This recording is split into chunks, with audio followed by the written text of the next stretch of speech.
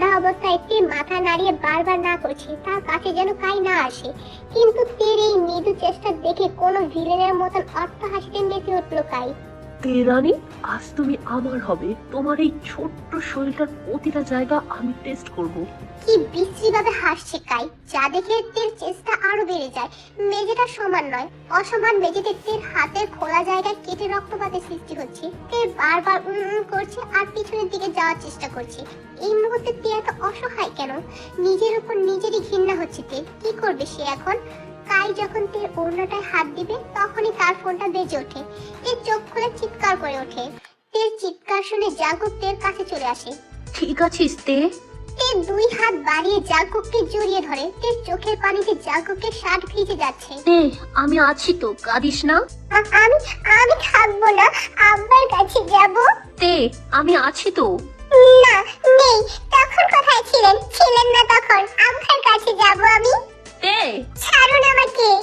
তে জোর খাটিয়ে জাঙ্কুক থেকে সরে আসতে গেলে হাতের ব্যথা টের পায়। তে, বোঝার চেষ্টা কর, কালকেই যাব, এখন অনেক রাত। না, আপনি কোথায় ছিলেন? আমার হাত বাঁধা ছিল। ওই ছেলেটা জঘন্য, আমার অন্যায় হাত দিয়েছে ও। তে, জাঙ্কুক থেকে নিজের কাছে টেনে আনে। জান, তুই যা বলবি আমি তাই করব। ওর হাত কেটে দিতে বল, আমি তাই করব। ওর হাত কুকুরকে খাওয়াতে চাই। তের এমন ভয়ঙ্কর কথা শুনে জাঙ্কুক একটু অবাক হয়। আসলে মেয়েদের কাছে সম্মানটা ঠিক এমন, জান দিতে রাজি, মান দিতে নয়। তুই যা চাস তাই হবে। তে কোনো উত্তর দিল না। তে, জাঙ্কুকের ডাকের কোনো প্রতিক্রিয়া জানালো না তে। জাঙ্কুক মাথা নিচু করে দেখতে পায় তে চোখ বন্ধ করে দিয়েছে। ডাক্তার বলেছিল তেকে কড়া ডোজের ঘুমের ওষুধ দেওয়া হয়েছে, যার জন্য তের শরীরের অবস্থা তেমন ভালো নেই। তের ক্ষতস্থানের ওষুধ এই মুহূর্তে তাকে দেওয়া যাবে না। এত কড়া ডোজের ওষুধ খাওয়ানো হয়েছে যে এর উপর আর কোনো ওষুধ খাটালে ভালো হবে না। আর খাওয়া দাওয়া করলে এই ব্যথা এমনিই কমে যাবে। কাল থেকে ওষুধ খাওয়ানো যাবে, কিন্তু তেজে ঘুমিয়ে যাচ্ছে। জাঙ্কুক তাকে কিছু খাওয়াতে পারলো না। এদিকে তের বাবা ফোন করে যাচ্ছে জাঙ্কুককে। এত ঝামেলায় জাঙ্কুক ফোনটা তুলতেই পারেনি। তবে জাঙ্কুক জানে জিহব সাহেব এখনো বসে আছে ফোনের কাছে। মেয়েদের খোঁজ না পাওয়া পর্যন্ত তার ঘুম হবেই না। জাঙ্কুক ফোনটা হাতে তুলে জিহব সাহেবকে ফোন করে। দুইবার রিং হতেই ফোনটা তুলে নেয় জিহব সাহেব। আসসালামু আলাইকুম চাচা। ওয়ালাইকুম আসসালাম বাবা জাঙ্কুক। আমার তে কেমন আছে? শুধু তেকে নিয়েই চিন্তা করেন চাচা? তা নয়, আসলে মেয়েটা ছোট তো, তার উপরে অনেক সাদাসিধা। জেনি মেয়েটা অনেক বোঝে, ওর থেকে তে বিপদে পড়ে বেশি। বুঝতে পেরেছি আপনার কথা। চিন্তা করবেন না চাচা, তে ঠিক আছে। কোথায় আছে ও? ঘুমোচ্ছে চাচা। তোমার কাছে? জি। ঠিক আছে বাবা, একটু কাছে কাছে রেখো।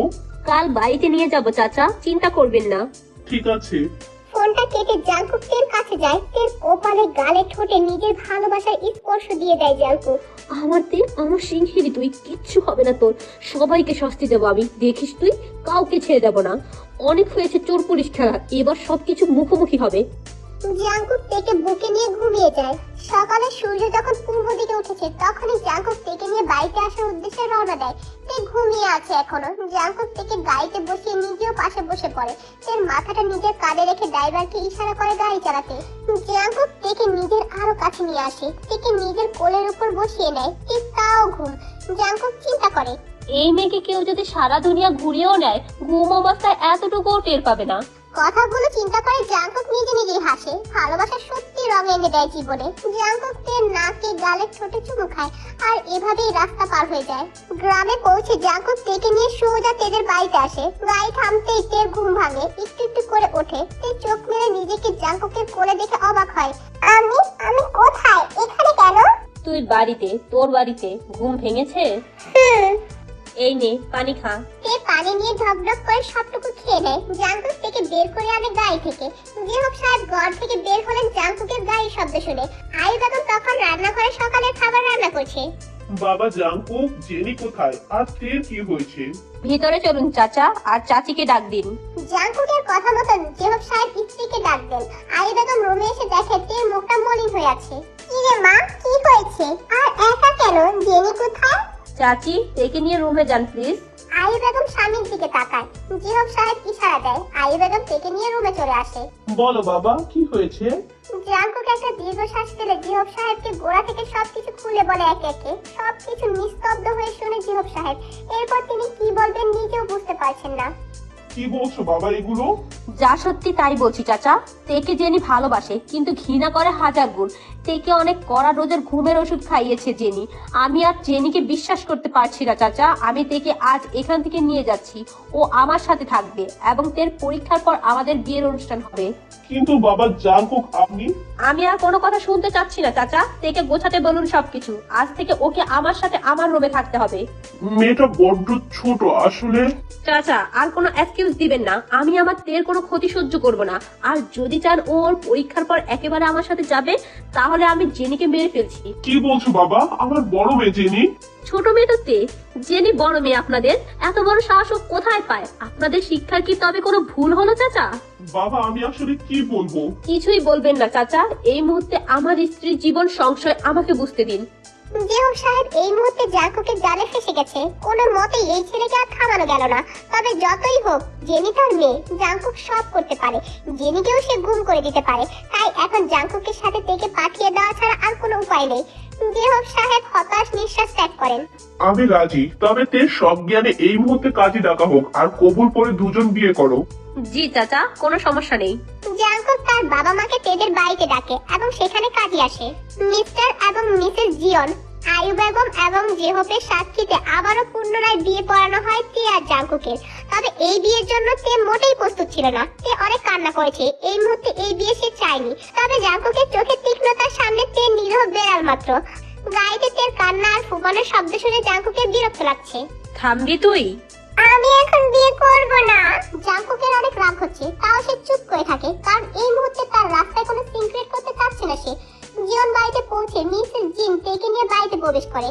আয় মা, তোর জন্য কত অপেক্ষা করেছি জানিস তুই? সে মিসেস জিনের দিকে ড্যাব ড্যাব করে তাকিয়ে আছে। মিসেস জিন বিষয়টা বুঝতে পেরে হাসে। শাশুড়ি বৌমার কথার মাঝে কোথা থেকে টর্নেডো হয়ে উঠে এলো জাঙ্কুক আর তেকে নিয়ে রুমে চলে গেল। মিসেস জিন বিষয়টা বুঝতে বুঝতে জাঙ্কুক দরজা লাগিয়ে দিয়েছে। এই ছেলেটা দেখা না কিভাবে? যাই হোক, বউ তো এলো ঘরে, যাই রান্না হয়ে যাই। জাঙ্কুক দুই এক পা করে তের দিকে এগোচ্ছে আর তে পিছিয়ে যাচ্ছে। এক সময় তে খাটের উপর বসে পড়ে পেছাতে পেছাতে জাঙ্কুক তের গালে হাত দিয়ে নিজের কাছে টেনে নেয়। বল এবার, কান্না কেন করছিস? বিয়ে কেউ করে? বিয়ে করে না তো কি করে? আমাকে এখন সবাই বিবাহিত বলবে। আমাকে সবাই বলবে আমি বিবাহিত। সবাই সিঙ্গেল আমাদের ক্লাসে। জাঙ্কুকের কান্না আর অজুহাত শুনে বেহুশ। সিরিয়াসলি তে এই জন্য কাঁদছিস? তা নয় তো কি? জাঙ্কুক এবার তেকে বিছানায় ফেলে নিজে তের উপর চলে আসে। বিয়ের পরের কাজটা সেরে ফেলবো দাঁড়া। তখন সবাইকে বলিস তোরা যা করেছিস তার থেকে এক ধাপ এগিয়ে আমি। কথাটা বলে জাঙ্কুক তের ঠোঁট আঁকড়ে ধরে। তের ছটফট শুরু করে দিয়েছে। জাঙ্কুক তের হাত দুটো এক হাতে নিয়ে তের মাথার উপর পিন করে দেয় এবং অন্য হাত তের জামার ভিতর ঢুকিয়ে দেয়। তের নিঃশ্বাস ভারী হয়ে আসছে। সাথে জাঙ্কুক এত কাছে আসার কারণে তার শরীরে শীতের কাঁপুনি শুরু হয়েছে। জাঙ্কুক তের জামা খুলে ফেলে। সে স্পর্শ কাটার জায়গায় নিজের মুখ নিয়ে যেতেই তে শব্দ করে কান্না করে দেয়। কিন্তু তের কান্নার দেখার মতন অবস্থা এই মুহূর্তে জাঙ্কুকের নেই। কাঁদিস না পাখি, অনেক অপেক্ষায় আছি আমি তোকে কাছে পাওয়ার জন্য। প্লিজ, এই মুহূর্তে তোকে অনেক কাছে চাই আমার। আমি? তের গলার কম্পন আরো বৃদ্ধি পায় যখন জাঙ্কুকের ঠোঁট দিয়ে সমস্ত শরীর স্পর্শ করতে শুরু করে। জাঙ্কুকের এই মুহূর্তে নিজেকে কন্ট্রোল করার কোনো শক্তি নেই। এই মেয়েকে সে কতটা ভালোবাসে, কত বছর অপেক্ষা করেছে জাঙ্কুক। তের শরীরের কাঁপুনির মাত্রা যেমন বাড়ছে, জাঙ্কুকের ভেতরের বাসনাও আরো জাগ্রত হচ্ছে। জাঙ্কুক তের শরীরে থাকা অবশিষ্ট কাপড়ের টুকরাও খুলে ফেলে। তের লজ্জায় মরে যেতে মন চাইছে। প্রিয়তমার লজ্জায় মুখখানা দেখে জাঙ্কুকের ভেতরে টর্নেডো উঠে গেছে। তেকে নিজের কাছে টেনে নেয়। একটু মানিয়ে নিতে হবে জান, আমার সাথে একটু কম্প্রোমাইজ কর। কথাটা বলে জাঙ্কুক এর উপর নিজের সবটুকু অধিকার খাটানো শুরু করে। জাঙ্কুক আমি? জাঙ্কুক জানে এর কষ্ট হচ্ছে, তাই জাঙ্কুকের ঠোঁট আঁকড়ে ধরে। কেউ তোমার ব্যথার কষ্টগুলো চুরুতে মুছে দিতে চাইছে, কিন্তু তের চোখ দিয়ে ঝর্ণা গড়িয়ে পড়ছে। তে দু হাতে জাঙ্কুককে সরিয়ে দিতে চাইছে নিজের থেকে। এই মুহূর্তে তের এমন কাজ জাঙ্কুককে ভীষণ রাগিয়ে তুলছে। তে নিজেকে জাঙ্কুকের থেকে সরিয়ে নিতে চাইছে। এতে দুজনের কষ্ট বাড়ছে, একটু কমছে না।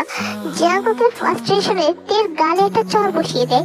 চড়ের বেগ এতটাই ছিল যে তের চারদিকে চিনচিন করে শব্দ শুরু হয়ে গেছে। তের ছটফটানিও শেষ হয়ে গেছে।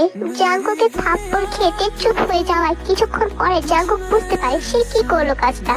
জাঙ্কুক তেকে জড়িয়ে ধরে। জান, সরি জান, সরি জান, কারণ সরি। তুই এত বিরক্ত কেন করছিস? আমার কষ্ট হচ্ছে। জাঙ্কুক তের গালটা নিজের হাতের মধ্যে নিয়ে আসে, তের কপালে ঠোঁটে গালে চুমু খায়। জান, একটু কষ্ট হবে বাট ঠিক হয়ে যাবে সময়ের সাথে সাথে।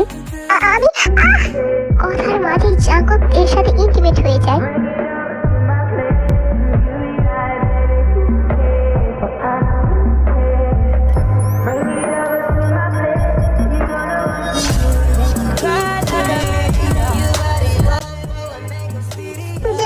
জাঙ্কুকি এমপি সাহেব কত বছর পরে তার ভালোবাসাকে আপন করে পেল। এই ভালোবাসা কি ছাড়া যায়? তে ঘুমিয়ে গেছে। জাঙ্কুক তেকে কোলে তুলে ওয়াশরুমে নিয়ে যায়, বাথটবে পানি ভরে সেখানে তেকে শুইয়ে দেয়। রুমে এসে জাঙ্কুকের দুই হাত মাথায় চলে আসে। প্রিয়, তোমার ভালোবাসা তবে এতটাই খাঁটি? জাঙ্কুক চাদর বদলে দেয় রুমের, চাদর বদলে আবার জাঙ্কুক বাথরুমে চলে আসে। তেকে ফ্রেশ করিয়ে রুমে নিয়ে শুইয়ে দেয়। তের গালে চুমু খায় জাঙ্কুক। জাঙ্কুকের ছোঁয়ায় ঘুমের মাঝে কেঁপে উঠছে তে। জাঙ্কুক হাসে, এত বছর পরে তার জীবনে সে আশা পূরণ হলো। জাঙ্কুক উঠে বাইরে চলে আসে। জাঙ্কুক নিচে আসতে মিসেস জিন ছেলের কাছে আসে। কি ব্যাপার, এতক্ষণ কি করছিলি? মেয়েটা সকাল থেকে খায়নি, কত রান্না করে বসে আছি। মা, তুমি এমন কেন করো? দাও, খাবার দাও আমাকে। তুই ওকে নিচে ডাক। না, পারছি না, তুমি খাবার দাও। মিসেস জিন বুঝে গেছে সবই। তিনি প্লেটে খাবার নিয়ে জাঙ্কুকের কাছে নিয়ে যায়। জাঙ্কুক প্লেট হাতে উপরে চলে যায়। থেকে ঘুম থেকে এক প্রকার জোর করে তুলে জাঙ্কুক, এরপর খাবার খাইয়ে দেয়, তারপর পেন কিলার খাইয়ে দেয়। নে, এবার ঘুমা। আর একটু খাবো। তখন কেন বললি না? তখন মন চাইনি, এখন মন চাইছে আর একটু মাংস খাবো। জাঙ্কুক চুপচাপ আবারও নিচে চলে যায়। এর জন্য শুধু মাংস নিয়ে আসে উপরে। তে সবগুলো খেয়ে শেষ করে। আর খাবি? না, হাত ধুয়ে দেন। জাঙ্কুক তের হাত ধুয়ে মুখ মুছিয়ে আবার নিচে যায়। মিসেস জিন ছেলের এত কেয়ার দেখে বেশ খুশি হলেন। তার ছেলেটা অবশ্য খারাপ না।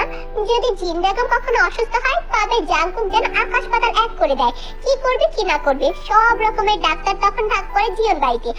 আসলে যে ছেলে মাকে ভালোবাসতে জানে সে স্ত্রীকেও ভালোবাসতে জানে। মা, খেতে দাও। সে কি রে, খাসনি? না, তোমার বৌমা হঠাৎ করে রাক্ষসের মতন খাবার খেলো। জিন বেগম জাঙ্কুকের ঘাড়ে একটা চড় দেয়। আহ, মারছো কেন? আমার বৌমাকে রাক্ষস বলিস? কোন সাহসে? কয় দানা ভাত খেয়েছে তোর বাড়ি? মা সরি, তুমি এত সেন্টিমেন্টাল হয়ে গেলে কেন? এমন বলবি না কখনো। একটা মেয়ে তার বাড়ি সবটুকু খেয়ে ফেললেও কেউ কিছু বলে না, সেখানে দুদিন তোর বাড়িতে আসতে পারলো না এমন একটা কথা বলে দিলি? মা, আমি ওভাবে বলিনি। বলবি না, একটুও বলবি না। শোন বাবা, এখন তোর বিয়ে হয়েছে, তুই ছোট্ট বাচ্চা মেয়ে, এমন কোনো কথা বলবি না যাতে ও কষ্ট পায়। একে বড় হতে দে, তারপর সব খুনসুটি করিস। মায়ের কথা জাঙ্কুক বেশ ভালোভাবে বুঝতে পারে। আসলে মেয়েরা হয় প্রজাপতির মতন, চেপে ধরলে মারা যাবে, ছেড়ে দিলে উড়ে যাবে, তাই তাকে সমঝোতায় আনতে হবে। দিন গড়িয়ে রাত হলো। তেদের বাড়িতে জেনি রুমের এক কোণায় বসে আছে। রুমে লাইট বন্ধ, বাইরে থেকে টিপ টিপ আলো আসে তার রুমে। কেন এমন করলি জাঙ্কুক? তোমায় কত ভালোবেসেছি আমি, আমাকে একটু পছন্দ করা যায়নি? তোমার জন্য, শুধুমাত্র তোমার জন্য সেজেছি আমি। তুমি আমার জীবনে কেন এলে না জাঙ্কুক? কেন এমন করলে? কথা দিচ্ছি সবকিছু উলট পালট করে দেবো, সবকিছু। জেনির রাগ আর ক্রোধের মাত্রা যেন প্রকৃতিতে আগুন লাগিয়ে দিচ্ছে। অন্যদিকে জিহব সাহেবের রুমে বলেছিলাম সেই সময় রক্ত রক্তই হয়, রক্ত কথা বলে। আয়ু, এভাবে বলো না। তো কি করব? আজকে তোমার জন্য আমার পেটের মেয়েটার কত কষ্ট হচ্ছে। আয়ু, শান্ত হও, জেনি উপাসে আছে। থাকুক, মেয়ে না হয়েও তে আর জেনির মাঝে আমি কোনো তফাৎ করিনি কখনো। তাও দেখছো ওই মেয়ে আমার মেয়ের সাথে কি কি করলো। আয়ু, শান্ত হও। কি করে হব শান্ত? যেহব মাথায় হাত দিয়ে বসে পড়ে। কি করবেন তিনি? আসলেই তো সেই সময়টা অদ্ভুত। অনেক বছর আগে মাঠে কাজ করতে গিয়ে একটা কন্যা সন্তানের কান্নার শব্দ শুনে যেহব হাতের কোদাল ফেলে দেখতে পায় বাচ্চাটা মরার মতন অবস্থায় আছে। নরম মন যেহব সাহেবের, তিনি দৌড়ে বাচ্চাটাকে কোলে নেয়, বাসায় এনে স্ত্রীর কোলে দেয়। নতুন বিয়ে হয়েছিল তাদের। আয়ু বেগমের তখন কোনো সন্তান নেই। মেয়েটার এমন অবস্থা দেখে যেহব তাকে মেয়ে হিসাবে মেনে নিল, কারণ অনেক খুঁজেও এই মেয়ের আসল মা বাবাকে সে পায়নি। আয়ু বেগম মেয়েটার নাম রাখে জেনি। এই সেই জেনি। আয়ু বেগমের হাজার ভালো শিক্ষাও তাকে ভালো পথে নিতে পারলো না। মেয়েটা নষ্ট হয়ে গেল। রুমের বাহিরে থেকে সব কথা শুনতে পায় জেনি। তার ভেতরে খারাপ লাগা কাজ করলো না, আরো হিংসা আর ক্রোধ বাসা বাঁধলো।